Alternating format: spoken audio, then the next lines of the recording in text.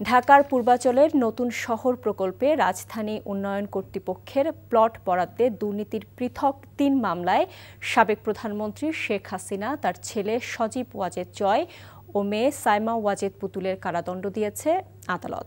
পৃথক ৩ মামলায় শেখ হাসিনাকে ৭ বছর করে মোট ২১ বছরের কারাদণ্ড দেওয়া হয়েছে।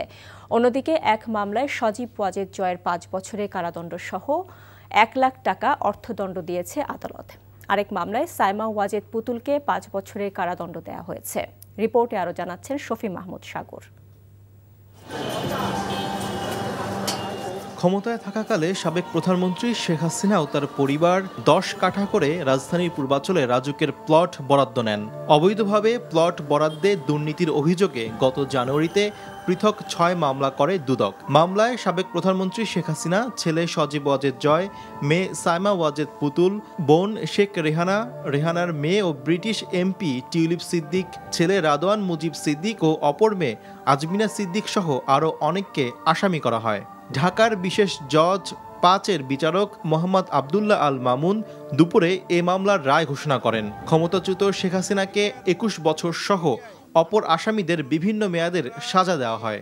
৩টি মামলার রায় হয়েছে। এই ৩টি মামলার একটির মধ্যে প্রধান আসামি ছিলেন সাবেক প্রধানমন্ত্রী শেখ হাসিনা।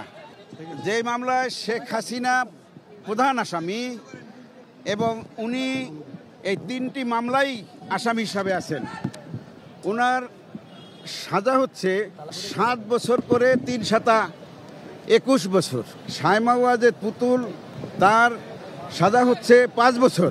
সজীব আহমেদ জয়, ওনার সাজার মেয়াদ ৫ বছর। এসব মামলায় গ্রেফতার হয়ে কারাগারে থাকা একমাত্র আসামি হলেন রাজুকের সাবেক সদস্য মোহাম্মদ খুরশিদ আলম। অপর আসামিরা পলাতক থাকায় তাদের পক্ষে যুক্তিতর্ক উপস্থাপন হয়নি। ৩০০ টাকার যে রটেটা জমা দিয়েছে শেখ হাসিনা, সেখানে কোনো আইনজীবীরও সই নাই, আদালত যেটা বলেছেন, কোনো রটারি পাবলিকের সই নাই, কোনো ম্যাজিস্ট্রেটেরও সই নেই, স্বাক্ষর নাই।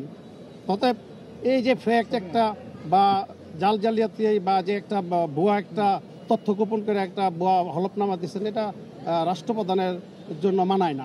প্রধানমন্ত্রী হয়েও এমন জালিয়াতের মাধ্যমে প্লট নেয়ায় আদালত বিস্ময় প্রকাশ করেছে বলে জানান দুদকের আইনজীবী। শফি মাহমুদ সাগর, এনটিভি নিউজ, ঢাকা।